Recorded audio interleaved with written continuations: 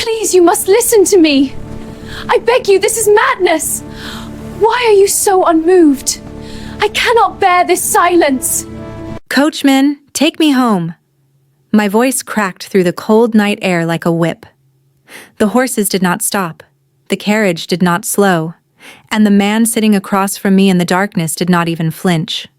I lunged for the door handle. Locked. I struck it with my palm. Still locked. I said, "Take me home," I repeated, louder this time, my breath coming fast, the lantern light swaying wildly between us as the wheels thundered over cobblestones. Then I heard it, that sound. Low, quiet, and absolutely maddening. He was smirking. The Duke of Caldverne sat with one arm resting along the window ledge, his dark eyes fixed on me like I was the most extraordinary thing he had encountered in all his years of power and title and cold indifference. He did not speak. He did not move. He simply watched me struggle with that locked door and said nothing at all. "You planned this," I whispered, my voice dropping dangerously low. He tilted his head, just slightly. "Did I?" he said at last. "I was Miss Ottoline Crest, daughter of a disgraced baron, a woman who had already lost everything once. I had not survived ruin and shame and a merciless London season just to be trapped inside a duke's carriage at midnight with nowhere to run. But the door was locked, and he held the key. Now tell me, what would you have done in that carriage? Drop your answer below, and if this story already has you gripped, hit subscribe because we are just getting started." Driver, stop this carriage at once! You cannot keep me here! Release me! Help! Someone please help me! I beg of you, turn back now! "Coachman, take me home." The words tore out of my throat before I could stop them, raw and desperate, swallowed almost immediately by the roar of hooves and the violent rattling of wheels against wet cobblestone. The lantern inside the carriage swung left, then right, casting wild shadows across the walls, across my hands, across his face.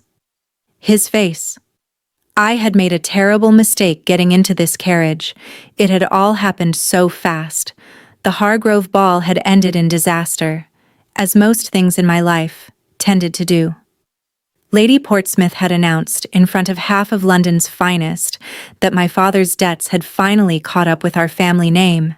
She had said it sweetly, the way cruel women always do, with a smile and a glass of champagne raised in mock celebration. The room had gone quiet.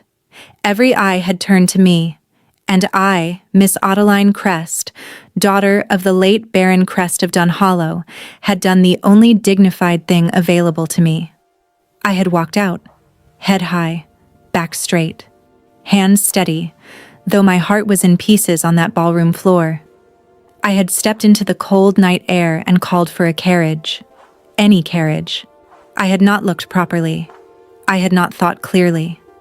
I had simply climbed in, pulled the door shut behind me, and said those words.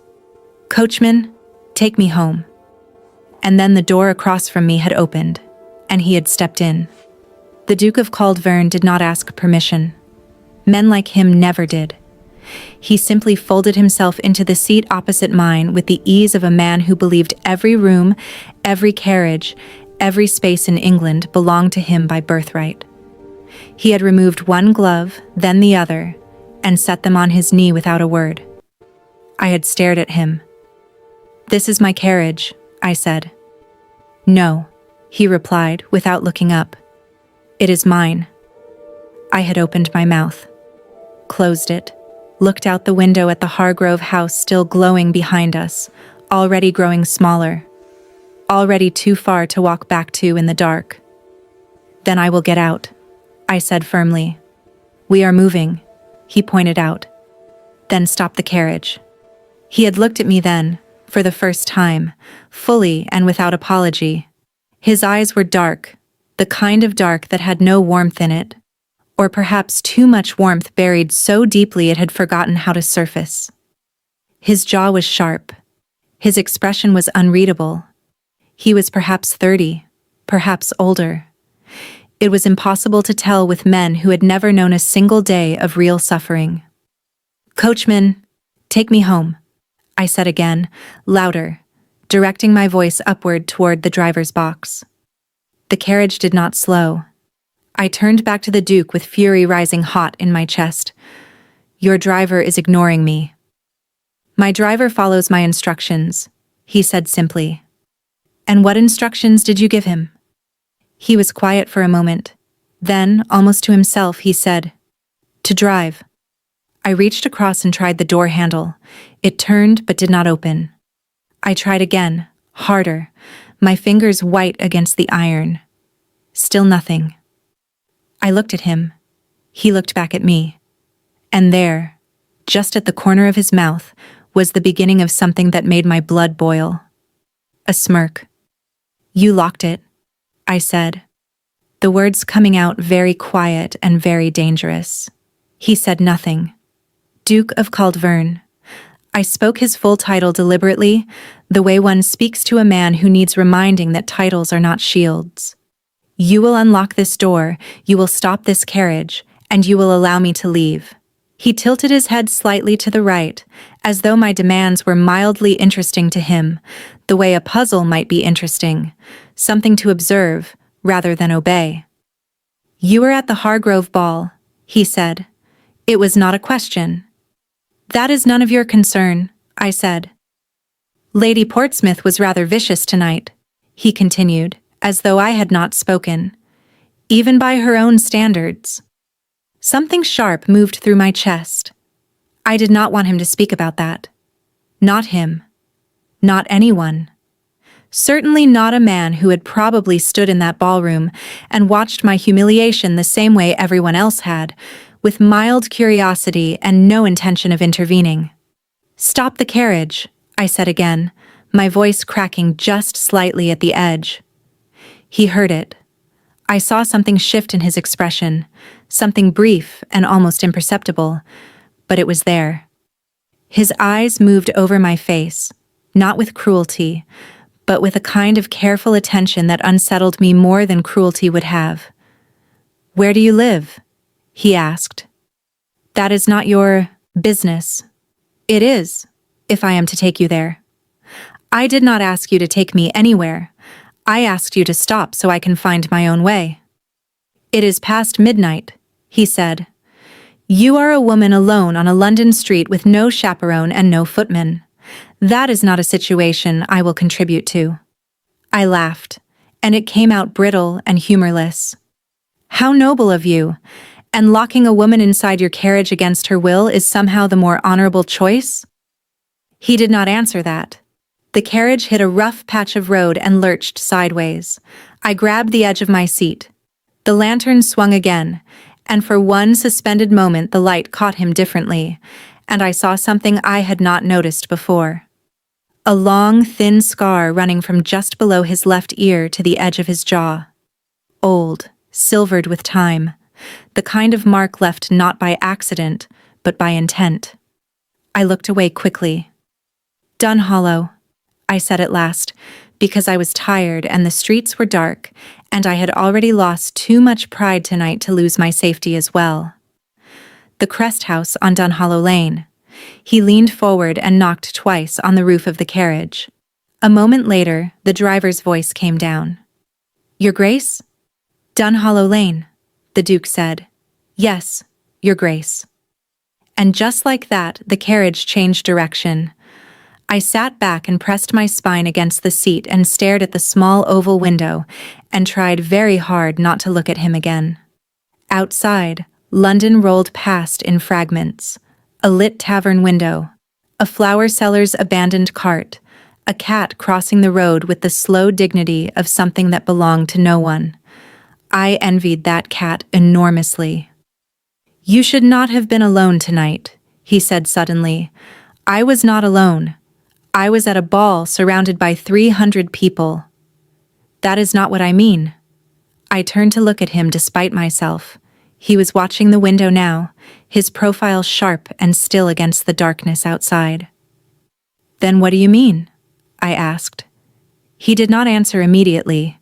When he did, his voice was quieter than before, as though the words cost him something to say. "No one stood beside you," he said. When Portsmouth spoke, no one moved. The silence that followed was enormous. I had promised myself in the carriage, in the cold and the dark and the humiliation of the night, that I would not cry. I had cried enough in private. I would not do it in front of a stranger, and certainly not in front of a duke who had locked me inside his carriage and looked at me like I was a puzzle he had not yet decided whether to solve. So I did not cry. I simply said, "No, no one did." And I looked back out the window. The carriage rolled on through the dark London streets, and neither of us spoke again for a long time, and the silence between us was somehow the most honest conversation I had had all evening.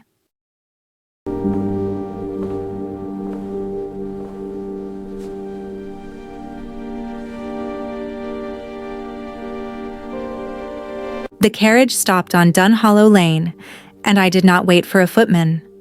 I reached for the door, and this time it opened. He had unlocked it somewhere along the way without a word, without ceremony, as though it had never been locked at all. I stepped out into the cold night air and turned only briefly to look back at him. He was watching me from inside the carriage, his face half lit by the swinging lantern, his expression giving away nothing. "Thank you," I said stiffly, because my mother had raised me with manners even when manners felt like surrender. He inclined his head. Just barely. Just enough. I turned and walked to my front door without looking back again. Inside, the house was quiet in the way that only houses with too many empty rooms could be. The hallway candles had burned low. Our housekeeper, old Mrs. Petch, was asleep in her chair by the kitchen door, her cap slightly askew, her breathing slow and steady. I did not wake her. I moved past her gently, climbed the stairs, and sat on the edge of my bed in the dark. My hands were still shaking. I told myself it was the cold. I told myself it was the evening, the ball. Lady Portsmouth's voice ringing bright and merciless in that chandelier-lit room. I told myself it had nothing to do with the Duke of Caldverne and his locked door and his terrible, patient smirk and the way he had said, "No one stood beside you," as though it was a fact that troubled him. Men like him were not troubled by things like that. Men like him caused things like that. I lay back on my bed and stared at the ceiling and listened to the house settle around me, old wood and old memories, and the distant sound of a carriage moving away down the lane, its wheels loud in the quiet night, growing fainter and fainter until there was nothing left but silence. I did not sleep well. The morning came gray and indifferent, the way London mornings often did in October. I dressed without help, since we had let 2 of our 3 maids go the previous month, and came downstairs to find a letter already waiting on the hall table. Mrs. Petch was awake now, standing in the kitchen doorway with her arms folded and her expression arranged in the particular way it arranged itself when something had happened that she did not fully approve of. "Arrived early," she said, nodding at the letter. "Boy brought it on foot. Smart-looking boy, too. Good coat." I picked up the letter. The seal was dark wax, pressed with a crest I did not immediately recognize. An eagle with its wings folded, not spread. Watching, not flying. I broke the seal and unfolded the paper. The handwriting was precise and unhurried, the kind of hand that had been trained from childhood to leave no doubt about its meaning. It read, "Miss Crest, the matter of your father's debts, which Lady Portsmouth so generously publicized last evening, is not as settled as she implied. There are options that have not yet been explored. If you are willing to discuss them, I will call at 11. If you are not, I will not call again. Either way, the choice is entirely yours." It was signed, simply, Caldverne. I read it twice. Then I set it down on the table and went to stand at the kitchen window and looked out at the small walled garden where nothing was growing anymore because we had not had the money or the help to tend it properly since father died. "Well," said Mrs. Petch. "The Duke of Caldverne is coming at 11, I said. Mrs. Petch was quiet for a moment. Then she said, "I will make proper tea." Which meant she thought I should let him in. I thought about the carriage, the locked door, the smirk, the way he had watched me like he was cataloging every detail of my face and storing it somewhere for later use. I thought about the scar along his jaw and the way he had said no one stood beside you as though it had mattered to him. This stranger, this duke, who had no reason whatsoever to concern himself with the social destruction of an obscure baron's daughter. I thought about my father's debts, £40,000, a number so large it had stopped feeling real months ago and had simply become the shape of the future, gray and closed and going nowhere. "Fine," I said. "Make the tea." He arrived at 11 precisely, not a minute before, not a minute after, which told me something about him, though I could not yet decide what. Mrs. Petch showed him into the front sitting room, which I had spent the previous hour making look less desperate than it was, moving the cracked vase to the windowsill where the light softened it, folding the fraying cushion cover beneath the good one. He walked in and looked around the room once, quickly, and I could tell by the way he did it that he saw everything and said nothing about any of it. He was dressed plainly for a duke, dark coat, no excessive embellishment, no jeweled pins or powdered affectation. Just clean, precise, expensive cloth, and that same unhurried way of moving through a space that I had noticed in the carriage. "Miss Crest," he said. "Duke of Caldverne," I replied. We stood looking at each other across the small sitting room for a moment that lasted slightly longer than courtesy required.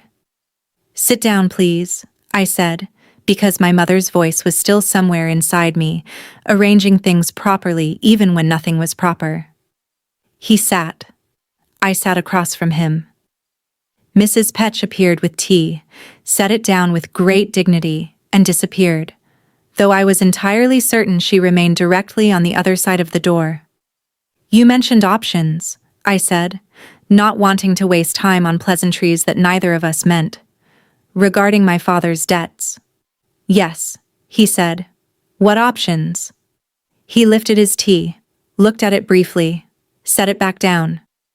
"Your father borrowed heavily from 3 creditors before his death," he said. "2 of those creditors sold their notes to a third party 6 weeks ago." I felt something cold move through me. "What third party?" "Me," he said. The word dropped into the room like a stone into still water. I stared at him. "You purchased my father's debts," I said slowly. "2/3 of them, yes." "Why?" He was quiet for a moment. Not the quiet of a man with nothing to say, but the quiet of a man choosing carefully what to say first. "Because the remaining creditor, a man named Drutch, has made it known that he intends to seize this house and everything in it before the month is out," he said. "And I thought it more useful to own the debt than to watch someone else act on it." My hands were folded in my lap. I made certain they did not tighten. "And now that you own it," I said carefully, "what do you intend to do with it?" He looked at me directly. Those dark, unhurried eyes. "That depends entirely on you," he said. There was a sound from behind the sitting room door. Very small, almost imperceptible. Mrs. Petch, leaning slightly closer. "I am not a woman who responds well to conditions," I said. "I am not a man who offers them lightly," he replied. "Then speak plainly." He was quiet for one more beat, the kind of pause that a man takes not because he is uncertain, but because he wants the next thing he says to land correctly. "I have a younger sister," he said. "Lady Dresswin Caldverne. She is 19 and comes out this season. She is clever, somewhat headstrong, and entirely uninterested in the sort of guidance our aunt, Lady Breckthorn, keeps attempting to give her. He paused. I need someone with sense to accompany her. Not as a servant, as a companion. Someone who understands society well enough to help her navigate it without either destroying her chances or destroying herself in the process. I looked at him for a long moment. You want me, I said flatly, to be your sister's companion. I want to offer you a position that pays your household expenses for the season and settles the debt notes I hold against your name, he said. At the end of the season, those notes will be destroyed. Permanently. Regardless of the outcome of Lady Dresswind's introduction to society. The silence in the room was very loud. Outside, a cart rattled past on Dunhollow Lane. A dog barked twice and stopped. The sitting room clock ticked with the steady indifference of something that had no opinions about any of this. And Drutch? I said. The remaining creditor? I will handle Drutch, he said. That is not an answer. It is the only one I will give you on that matter. I looked out the window, at the cracked vase, at the pale October light falling across the fraying rug that had been my mother's, that I had kept because it was one of the last things left that still smelled faintly, impossibly, of her. Then I looked back at him. Why me? I asked. You could hire anyone. You could ask any family in London to send a sensible daughter to accompany your sister. Why come to me? He picked up his tea. This time, he drank it. Set the cup down with the kind of deliberateness that suggested he was in no hurry to perform anything, including discomfort. Because, he said, you walked out of that ballroom last night with your head high and your hands steady, after the worst kind of public humiliation, in front of 300 people who did nothing, and not one of them could have done it with the same dignity. I said nothing. He stood. Think about it, he said. I will need your answer by tomorrow morning. He walked to the door, paused with his hand on the frame, and turned back to look at me one final time. And Miss Crest? He added quietly. Lock your own doors tonight. Drutch does not keep gentlemanly hours. Then he was gone. I sat alone in the sitting room for a very long time, listening to the clock tick, looking at my mother's rug, and thinking about a man who purchased debts and locked carriage doors and watched women walk out of ballrooms and apparently remembered every detail of what he saw. This was a trap. I was almost certain of it. The question was whether I was desperate enough to walk into it anyway. And the terrible truth, sitting quiet and heavy in my chest, was that I already knew the answer. I did not sleep that night. I lay in the dark listening to the house breathe around me, every creak of the floorboards sounding like footsteps, every rattle of the window frame sounding like a threat.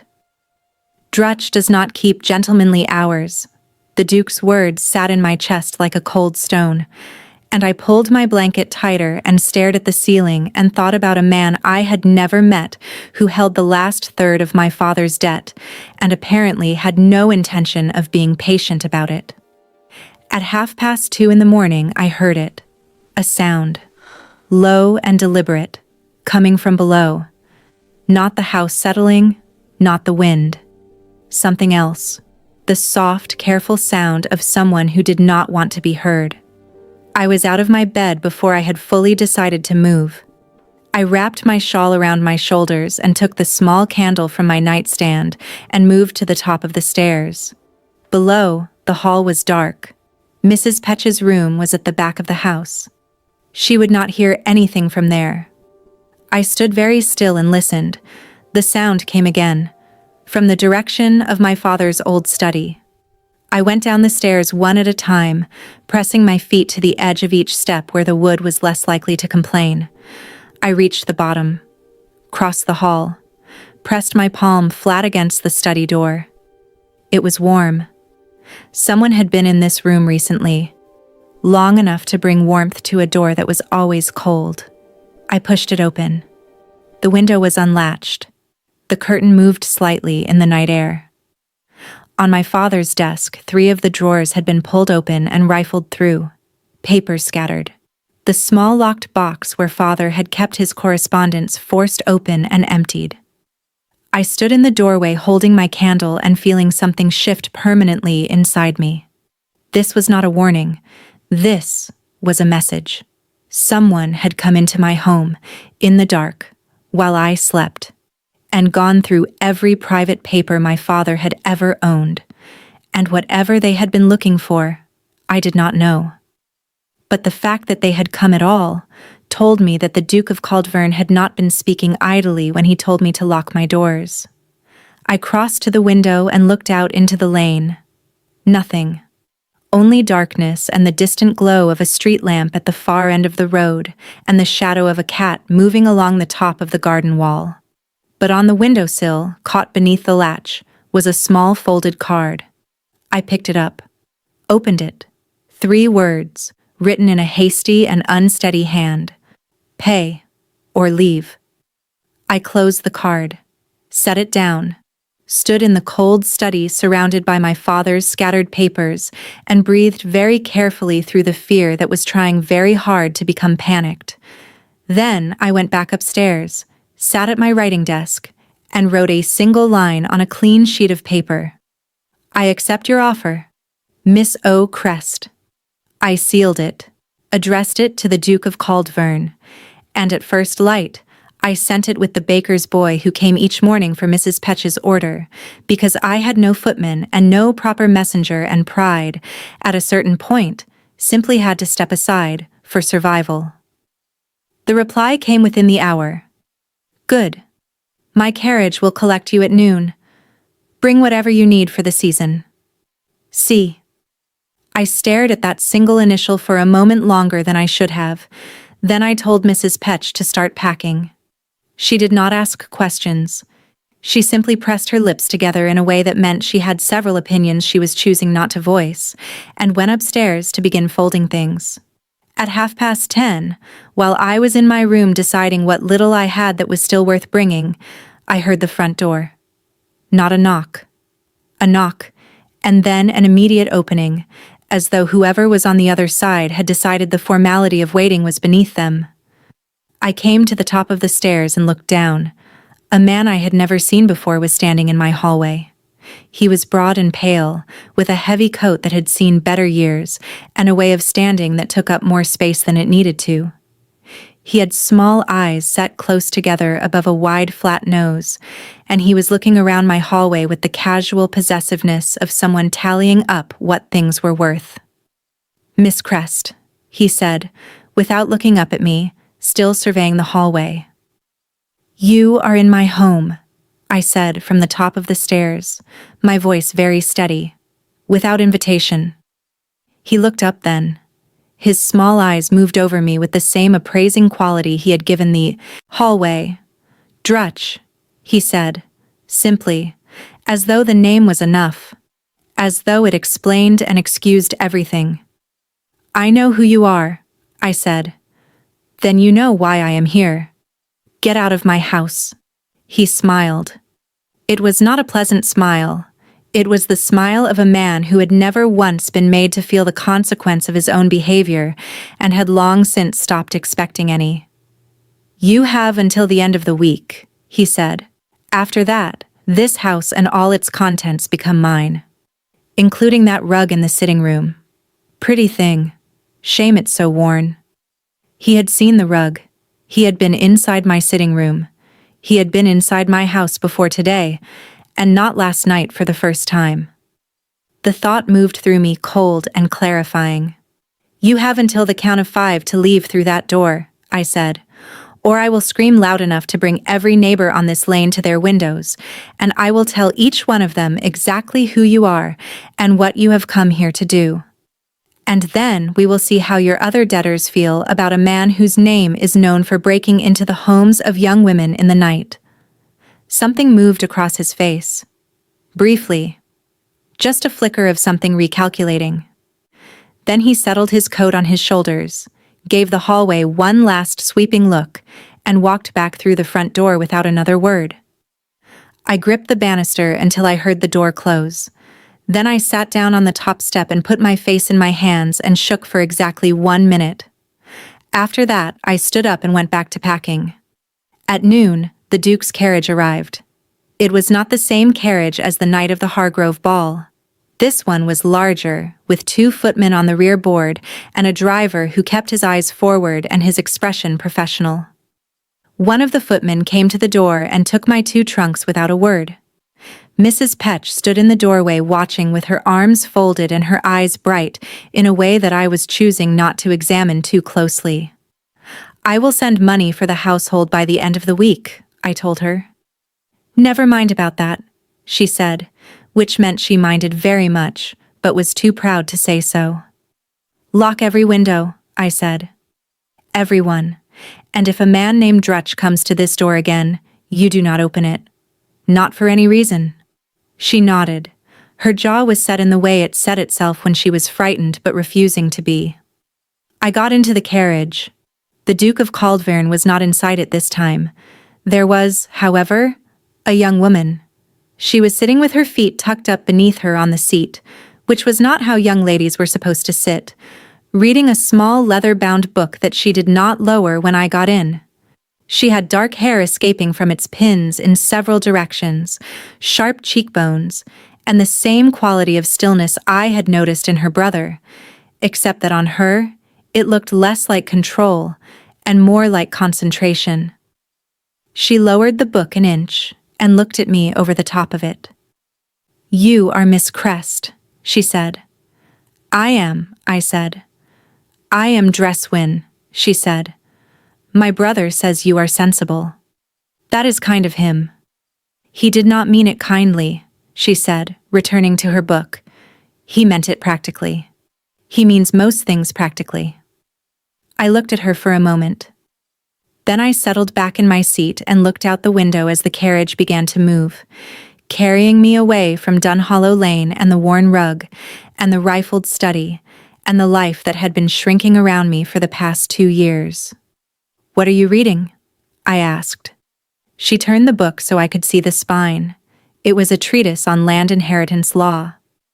"I like to know things," she said, as though this required no further explanation. I decided at that moment that I liked Lady Dresswin Caldverne considerably. The carriage rolled on through London toward the Duke's townhouse at Belcroft Square, and I sat across from a girl who read inheritance law for pleasure and thought about everything that had happened in the past 24 hours and tried very hard to feel prepared for whatever came next. I did not entirely succeed.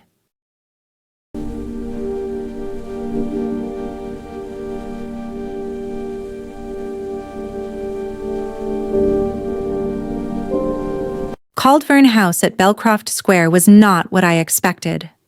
I had imagined something cold and grand and deliberately intimidating, the kind of house that announced its owner's importance before you had even crossed the threshold. What I found instead was a house that was grand. Yes, undeniably, with high ceilings and polished floors and more rooms than any reasonable number of people could ever need. But it was also, somehow, inhabited. Books left open on side tables, a half-finished chessboard in the morning room, flowers in the entrance hall that someone had actually chosen with care, rather than simply instructed a servant to arrange. The housekeeper, a tall and precise woman named Mrs. Dorval, met me at the door and showed me to my rooms with the brisk efficiency of someone who had been managing a large house for a very long time and had strong opinions about how things should be done.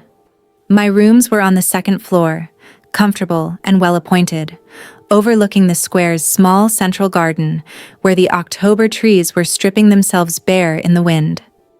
I stood at the window and watched the leaves fall and tried to understand what I had walked into. "Dinner is at 7, Mrs. Dorval said from the doorway. "His Grace dines at 7 precisely and does not appreciate lateness. Lady Dresswin dines when she remembers to, which is a difficulty we are all working to address." "I will be on time," I said. "Good," she said, with a weight of relief that suggested this was not something she took for granted. The Duke was at dinner when I arrived in the dining room at 2 minutes to 7. He was already seated, reading a document that he set aside when I entered, with the unhurried manner of a man who read at dinner tables because the alternative was silence, and silence apparently did not bother him. Dresswin arrived at 12 minutes past 7 with a book under her arm and her hair re-pinned, but still losing the battle. She sat down, opened the book beside her plate, caught her brother's eye, and closed it again with a small sound of protest. "Miss Crest," the Duke said, as the first course was served, "you will begin accompanying Dresswin to her morning calls from tomorrow." "Yes," I said. "There is a fitting at Madame Ronval's on Thursday for her presentation gown. You will attend that as well." "Yes. And Lady Breckthorn, our aunt, is expected on Friday." He paused, with the particular pause of a man selecting his words carefully. "She will have opinions." "About me?" I asked. "About everything," said Dresswin cheerfully, reaching for her bread roll. She once had opinions about the angle of a window, for 3 consecutive visits. "She means well," the Duke said, in the tone of a man who had said this many times and believed it less each time. The dinner continued in this manner, practical and strangely comfortable, and I began to understand that this household ran on a kind of ordered efficiency that the Duke had clearly constructed deliberately, perhaps because without it, things would have been considerably more chaotic. Dresswin was a force. That much was apparent. Quick and sharp and entirely without the performed softness that most young women of her station spent years perfecting. She said what she thought. She asked what she wanted to know. And she looked at me across the dinner table with a frank curiosity that reminded me, painfully, of myself at 19, before 2 years of slow ruin had sanded the edges off things. After dinner, the Duke asked me to remain in the sitting room. Dresswin disappeared with her book, and we were alone. He stood at the fireplace. I sat in the chair near the window. The fire crackled between us, and outside the square was quiet and dark. "Drutch came to your house this morning," he said. It was not a question. I looked up at him. "How do you know that?" He did not answer directly. "Was there trouble?" "I managed," I said. "That is not what I asked." "He came. He made implications. He left." I folded my hands in my lap. Someone had also been inside the house the night before. My father's study was searched. Something moved across his face, controlled, but present. "What were they looking for?" I asked. He was quiet for a moment. He moved from the fireplace to the window on the opposite side of the room and stood looking out at the square with his hands behind his back. "Your father," he said slowly, "was not only in debt, Miss Crest." The fire crackled. The clock ticked. "Explain that," I said. He turned from the window. 3 years ago, your father was approached by a man named Drutch with what appeared to be a legitimate investment arrangement. He was not the only one. There were 7 other men, most of them minor landowners like your father, who entered the same arrangement. Within a year, all of them had lost their original investment and found themselves owing considerably more than they had put in. He paused. It was not an investment. It was a mechanism for debt. A very old one, dressed up in new paper. I stared at him. My father was swindled. Systematically, he said, along with 7 others. And the others? I asked. What happened to them? 2 settled quickly and lost their properties. 2 others left London entirely. 1 died. He stopped. The remaining 2 are still trying to find a legal path. And you? I said. Where do you fit in this? He looked at me for a long moment. One of the 7 men was a friend of mine, he said. A good one. He was the one who died. The room was very quiet. So this is not about your sister at all, I said slowly, the shape of things rearranging themselves in my mind. Or rather, it is not only about your sister. My sister is entirely real and entirely in need of a sensible companion, he said. That part is true. But the other part, I said. You bought my father's debt notes to get close to Drutch, to track what he does and who he moves against. He said nothing, which was its own kind of answer. I stood up from the chair. You are using my debt as a tool, I said. Not loudly, not with heat.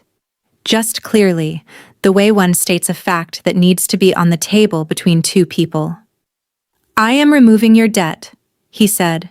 The tool aspect runs in a different direction entirely. What direction? I need Drutch to believe he still has leverage over your household, he said. If he thinks the debt is gone, he goes quiet and we lose our visibility into how he operates. If he believes you are still vulnerable, he continues pressing. And when he presses, he reveals himself. I looked at him across the fire-lit room. You want him to keep coming after me, I said, so you can watch what he does. I want him to believe he is still coming after you, he said. There is a difference. You are in this house now. You are safe here. But the appearance of vulnerability needs to remain.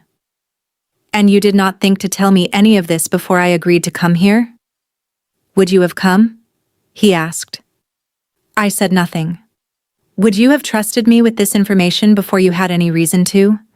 He pressed, not unkindly. That was the unbearable part. That he was right. If he had sat across from me in that sitting room this morning and told me all of this, I would have shown him the door and bolted it behind him. I would have chosen pride over sense and been alone in that house tonight with Drutch's card on the desk and no plan and no options. What happens next? I asked. Drutch will make another move within days, he said. When he does, I will be prepared for it. In the meantime, you do exactly what I told the world you are here to do. You accompany Dresswin. You attend her fittings. You go to the morning calls. He paused. And if anyone asks why you are here, the answer is simple. You are Lady Dresswin's companion for the season. And Lady Breckthorn? I said. On Friday.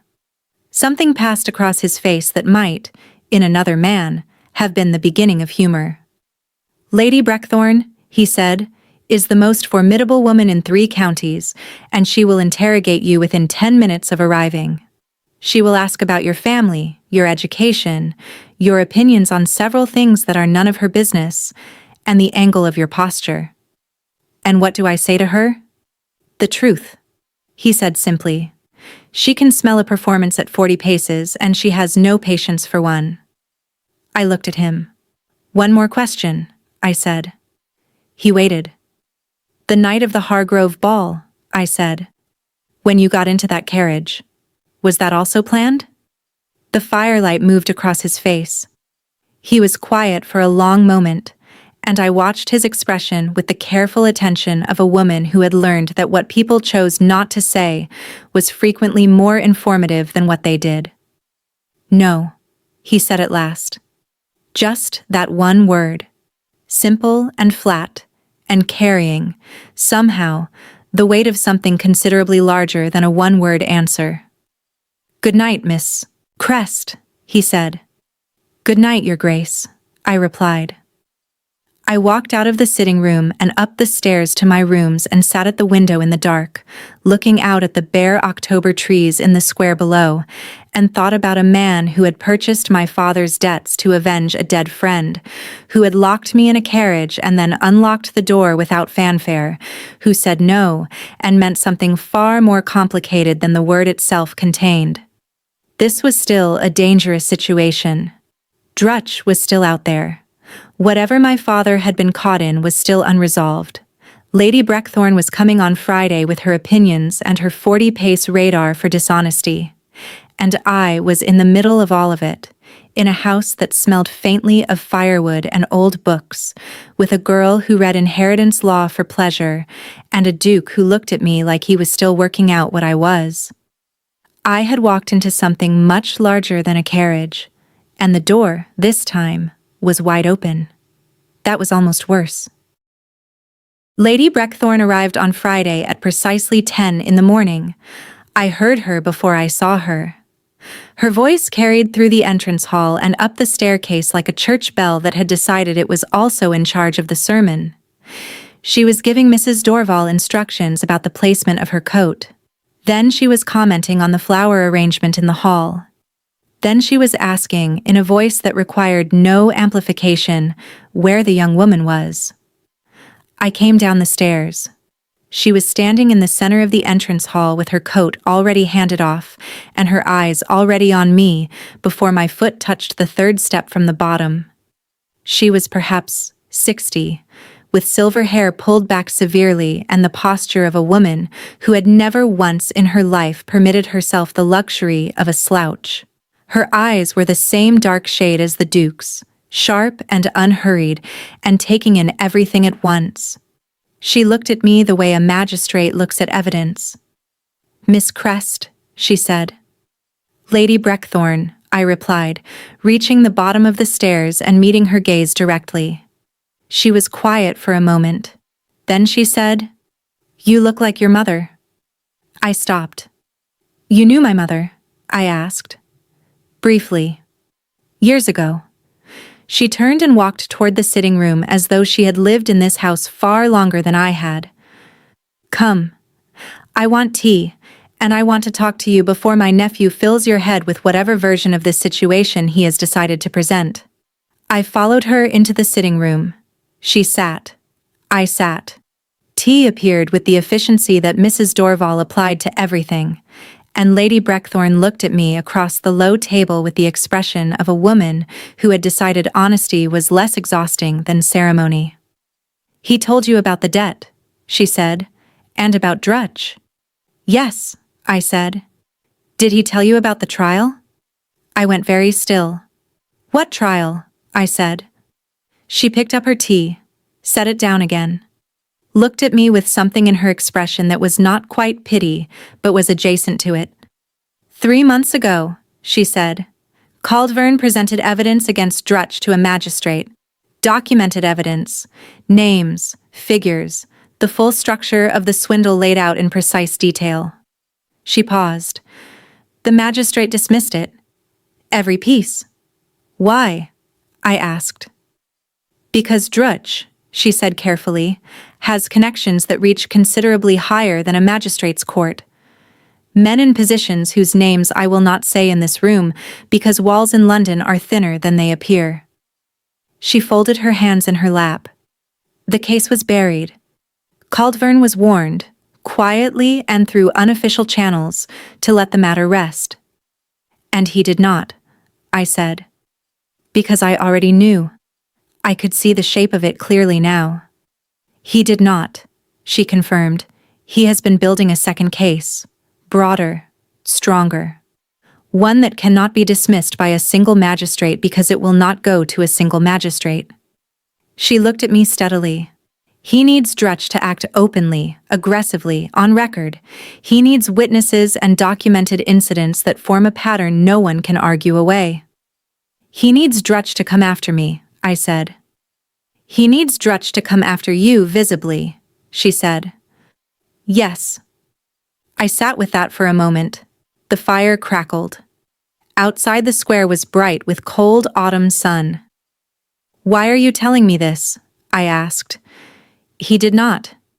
"Because you deserve to know the full ground you are standing on," she said flatly. "My nephew is a good man. He is also a man who has spent 2 years being careful, and careful men sometimes forget that the people around them are not chess pieces that simply hold their positions while the game is played." I looked at her. "You are telling me I have a choice," I said. "I am telling you that you should know you have one," she said. "There is a difference." We drank our tea in silence for a moment. Then she said, "Your mother was a sensible woman. Too sensible, perhaps, for the man she married." "My father was not a bad man," I said quietly. "No," she agreed. "He was a trustworthy one. There is a difference there, too." When the Duke came in 20 minutes later, he found us sitting together in what must have looked like a companionable quiet. He looked between us with the expression of a man who had expected to manage a difficult introduction and had arrived to find it entirely unnecessary. "You have been talking," he said. It was not quite an accusation. "We have been drinking tea," said Lady Breckthorn serenely. He looked at me. I looked back at him and said nothing. That afternoon, everything moved very quickly.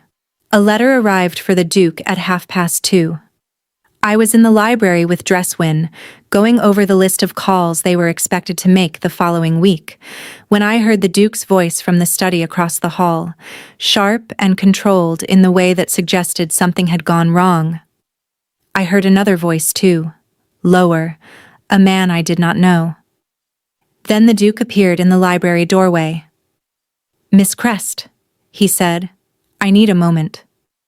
Dresswin looked up from her list with the alert expression of someone who sensed that the interesting part had arrived. "Dresswin," her brother said, without looking at her. "Go practice your introduction with Mrs. Dorval." "I have practiced it 14 times, she said. 15 is a better number, he said. She went, but slowly, with her book, and with the particular deliberateness of someone hoping to hear something before she was fully out of range.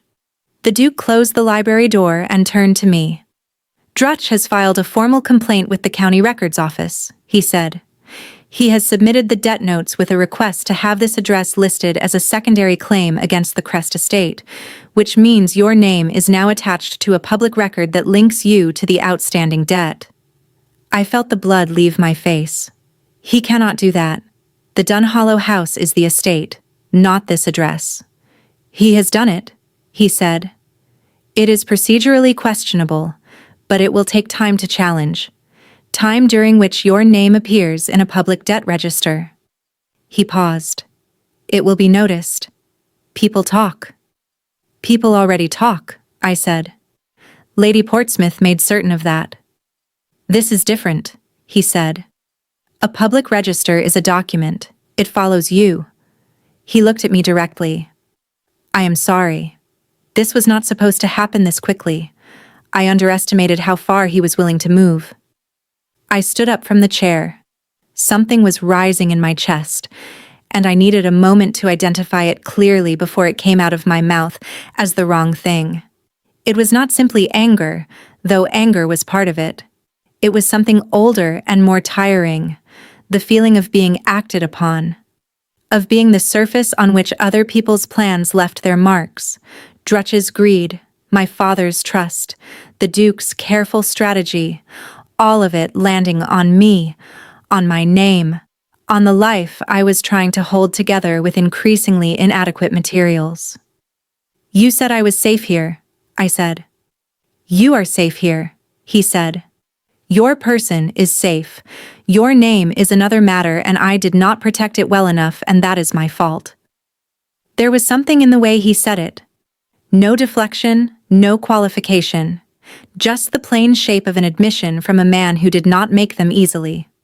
"What happens now?" I said. "I have a meeting tonight," he said, "with 2 men who have been working with me on the second case. After tonight, Drutch will have no further ability to file anything against your name or anyone else's." He stopped. "It will be over before morning." I looked at him for a long moment. "And if something goes wrong tonight?" I asked. He was quiet. "Caldverne," I said. "Nothing will go wrong," he said. "That is what people say when they have not fully considered what wrong looks like," I said. Something shifted in his expression. It was brief and deep, and entirely unguarded, lasting only a second before the careful control came back. But I had seen it, the way a curtain moves in a closed room when someone opens a door in a far part of the house. Just the smallest evidence of air moving somewhere behind the stillness. "Go to dinner with Dresswin," he said quietly. "I will be back by midnight." He left before I could say anything else. I stood in the library alone and looked at the rows of books on their shelves and the dying afternoon light through the window and thought about a man going out into the London night to finish something that had started with the death of a friend. And I thought about how much I did not want anything to go wrong.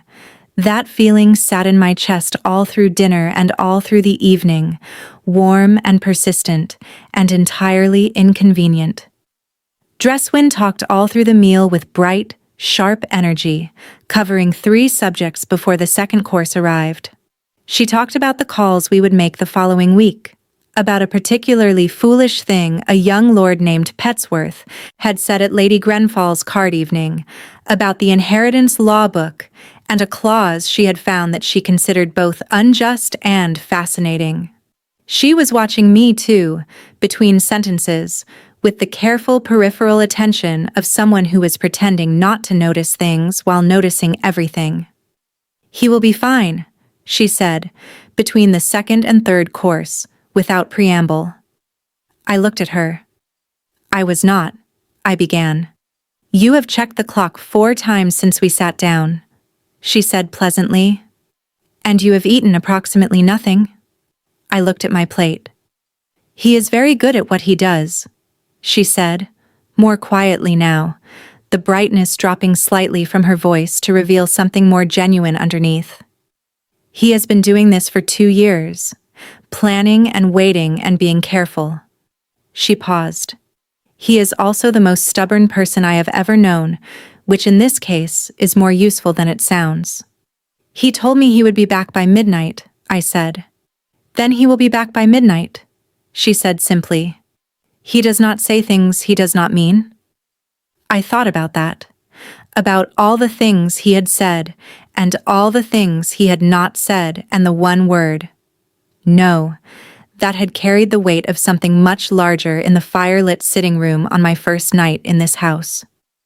"Dresswin," I said. "Yes?" "What was his friend like? The one who died?" She was quiet for a moment. When she spoke, her voice was careful. "His name was Fenwick Holt," she said. "He was 32. He had a wife and a daughter who was 4 years old. He was the kind of man who laughed easily and argued about everything and never once said a cruel word about anyone." She looked at her plate. "He died in debt, with his name in a register, and his daughter grew up in a house that had to be sold." She paused. "Caldverne has been paying for that daughter's education quietly since she was 5. He has never mentioned it to anyone. I only know because I found the correspondence by accident." The room was very quiet. "He is a good man," I said softly. "He is a very complicated one," she said. "But yes." The clock struck 11. I looked at the door. He came back at 11:30. I heard the front door and was on my feet before I had decided to stand. Dresswin, who had fallen asleep in the armchair with her inheritance law book open on her chest, did not stir. I moved to the sitting room door and opened it quietly. The Duke was in the entrance hall, his coat dark with the cold of the night, speaking in a low voice to the man who had come with him, a sharp-faced solicitor named Mr. Brackwell, whom I had seen twice before in the house. There was another man behind them both, older, with the bearing of someone official, carrying a leather document case under his arm. The Duke looked up when I appeared in the doorway. His eyes moved over my face quickly, checking something, the way a person checks a room after a storm to see what is still standing. "It is done," he said. I let out a breath I had been holding since 2:30 that afternoon. "All of it?" I said. "All of it," he said. "Drutch was arrested this evening at his offices on Cavendish Street. The documents are signed. The case goes before a senior court in 3 weeks with 7 complainants, full financial records, and 3 witnesses whose testimonies cannot be suppressed." He paused. "It is over." Mr. Brackwell excused himself with a brief bow. The official gentleman followed. The door closed behind them. And then, it was just the 2 of us in the entrance hall, the candles burning low around us, the house quiet above and below, and the fire in the adjoining room painting everything amber and warm. "Your father's debt notes," he said. He reached into his coat and produced a folded paper. He held it out to me. Both the notes I purchased and the one Drutch held. Brackwell recovered it as part of the arrest documentation. I took it from him, unfolded it, looked at the figures written there in my father's creditor's hands, numbers that had lived in the back of my mind like a second heartbeat for 2 years. He said, "Turn it over." I turned it over. On the reverse, in his precise and unhurried handwriting, was a single word: "Cancelled." My throat tightened in a way I had not given it permission to. "It is done," he said again, more quietly this time. "You owe nothing. Not to Drutch. Not to anyone." I folded the paper, held it against my chest for a moment, breathed. "The house on Dunhollow Lane is yours again," he said. "Uncontested. Mrs. Petch will be notified in the morning." I looked up at him. He was watching me with that careful, unhurried attention, the same way he had watched me across a dark carriage on the night of the Hargrove ball, the night that had started all of this, which felt simultaneously like a week ago and like another life entirely. "I do not know how to thank you," I said, and I meant it plainly, without performance. "You do not need to," he said. "You spent 2 years on this," I said. "You purchased my father's debts and brought me into this house and used a dead friend's memory as the engine for all of it." I paused. I am not saying that with bitterness. I am saying it because it is the truth, and you deserve to have the truth acknowledged. He was very still. "Fenwick Holt deserved better than what happened to him," he said. "So did your father. So did the others." "Yes," I said. "They did." A silence settled between us, not the uncomfortable kind, but the kind that exists when two people have said something real and are letting it stand in the room properly before moving past it. Then Dresswin's voice floated through from the sitting room, sleepy and entirely unashamed of herself. "Is it finished?" she called. "Go to sleep, Dresswin," the Duke said. "I was asleep," she said. "I merely woke up to ask." A sound escaped me before I could stop it. Not quite a laugh. Something close to one. The Duke looked at me when it happened. Something changed in his expression, quietly and completely, the way a lock releases when the right key finally turns. "Miss Crest," he said. "Yes," I said. He was quiet for a moment. And this was a different kind of quiet from all the others, not choosing words carefully, not calculating what to say first. This was the quiet of a man standing at the edge of something and looking down. "I owe you an apology," he said. I waited.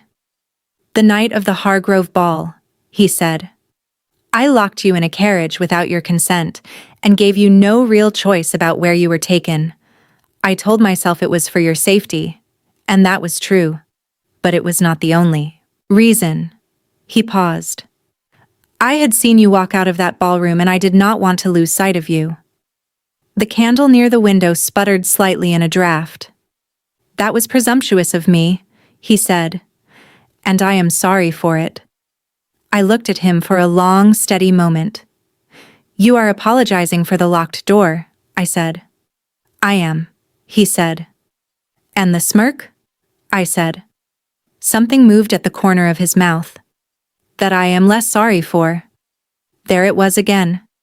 That maddening, devastating, entirely unfair expression that had started all of this in a swaying carriage on a cold London night. "Caldverne," I said, and I used his name without title for the first time, and I watched him notice it. "Yes," he said. "Why did you not want to lose sight of me?" He was quiet. The fire in the next room crackled. Dresswin, to her credit, made no sound at all, which told me she was very much awake and listening with great concentration. "Because," he said, in a room full of people who had just watched a young woman's dignity attacked in public, You were the only one who walked out with yours entirely intact. And I thought, that is either the bravest person in this room or the most stubborn. And I very much wanted to find out which. And have you, I said, found out which? Both, he said, conclusively. I looked down at the folded paper in my hands. Cancelled. A single word that had taken 2 years and a carriage door and a dead friend and a November morning and a smirk I would probably never fully forgive him for to arrive at. I will be leaving soon, I said. If the season ends and Dresswin's introduction goes well, our arrangement concludes. Yes, he said. That was the agreement. And you intend to honor it. I always honor what I say, he said. I know, I said. Which is why what you say next matters rather a lot. He looked at me. Directly. Fully. With nothing held back in his expression for the first time since I had known him. Miss Crest, he said. Ottoline. My name in his voice was an entirely different thing from my name in anyone else's. I would like to ask your permission, he said, to court you. Properly. With full transparency, no locked doors and no arrangements that serve any purpose other than the honest one. The entrance hall was very quiet. That is a considerable change of approach, I said. It is, he agreed. I find I am capable of learning. And Dresswin? I said. She still needs a companion for the season. Dresswin, he said, needs someone who treats her like a person with a mind rather than a social obligation to be managed. She has that in you. Whether you are here as a paid companion or as something else entirely is a distinction that affects my feelings considerably more than it affects hers. From the sitting room came a sound that was unmistakably Dresswin failing to fully suppress her reaction to this statement. Dresswin, the Duke said, without raising his voice. I am asleep, she said immediately. I looked at him. He looked at me. And this time the thing at the corner of his mouth was not a smirk. It was something warmer and less controlled, and far more dangerous to my continued composure. You called yourself the most stubborn person she knows, I said. She was being generous, he said. I am also stubborn, I said. You should know that. I do know that, he said. I have known it since the night you stood in a carriage rattling through London at midnight and told me exactly what you thought of locked doors and men who gave instructions to their drivers. He paused. I found it remarkable then. I find it more so now. I looked at the paper in my hands. Then I looked at him. You may court me, I said, properly, with full transparency. Yes, he said. And the smirk, I added, you will endeavor to deploy it less frequently. I will endeavor, he said gravely, to deploy it only when the situation genuinely calls for it. Which in your estimation, I said, is most situations. Most, he agreed. I shook my head, and the sound that escaped me this time was fully a laugh, real and unguarded, filling the quiet entrance hall and going up the stairs and probably reaching every corner of the house, including the sitting room where Dresswin was very certainly not asleep. He smiled. 3 days later, Lady Breckthorn came to call again and found us in the library, the Duke reading at the desk and myself across from him with Dresswin between us, arguing about the inheritance clause she had found, all three of us talking at once with the natural disorder of people who have stopped being careful around each other. Lady Breckthorn stood in the doorway for a moment before anyone noticed her. When she finally spoke, she addressed the Duke. Well, she said simply, it took you long enough. He looked up from his book, then at me, then back at his aunt. Tea, Lady Breckthorn? He said. She came fully into the room and sat in the best chair by the fire with the satisfaction of a woman whose opinions had once again proven correct. Tea, she said, and perhaps some of those biscuits Mrs. Dorval makes. The good ones.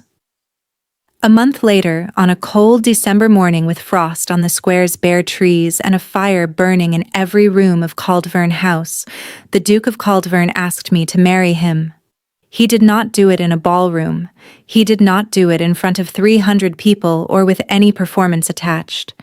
He did it in the library, standing beside the window where the winter light came in pale and clean, with no one present but the two of them and the rows of books and the quiet. He said, "I do not want a companion for this season, Ottoline. I want a partner for everything after it." And I said yes.